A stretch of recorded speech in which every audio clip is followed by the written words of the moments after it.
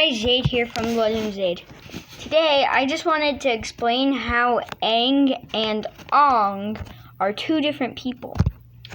Now, if you guys have seen the last Airbender movie and Avatar, that's great. And I'm going to be explaining why they're both different people. So, film theory, you better be watching me. So, I'm going to go through the subtle parts of how they are. Now, Aang and Ong are both pronounced differently, it's true.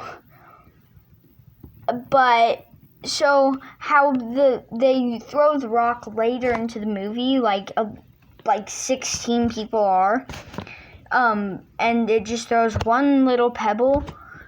That might explain how bending might have gotten weaker over the ages, and has aged very well, I guess, and has not been as strong and likely for it. Now, I know you're thinking, aren't all the airbenders extinct or something? Well, not exactly. If you've watched Legend of Korra, then there's going to be spoiler alerts. So you better watch Legend of Korra. If you haven't already, spoiler warning.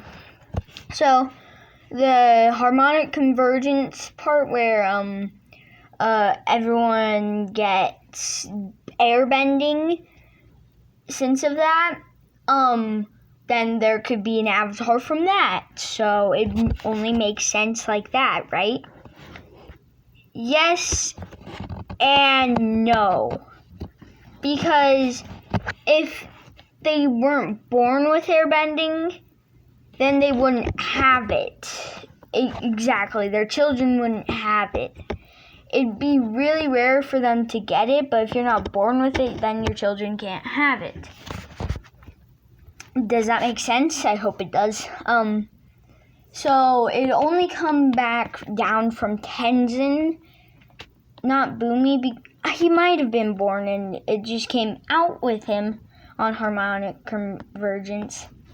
That's a theory. So then they could have had airbending kids. Well, Tenzin already kind of did. So then one of his kids could have had an avatar kid like that. So there's an explanation. So moving on back to Avatar. So how they call Sokka Soka. I don't like that still. And how waterbenders are white, not kind of tannish, and how firebenders are tannish. That's explanational. And here's my theory for that. Waterbenders mated with firebenders, and then they had kids of their own that look different, so then that creates a whole breed of tannish. And firebenders, well, you get the idea. So then that happened with waterbenders too. So then then they go extinct again, kind of in the South Pole. So there's an explanation, kind of. And then there's a weird dragon guy. I didn't really watch the whole movie, but there's a weird dragon guy that you don't even see in the actual thing. Unless it's the face stealer, you do see him. So, yeah. Basically, that's some of the stuff laid out. And also, well, they call Iroh Ero, which still is really dumb. But, it's an explanation.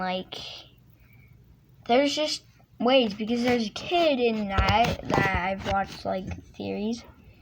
And you don't even see him in the actual series. So, coincidence? I think not.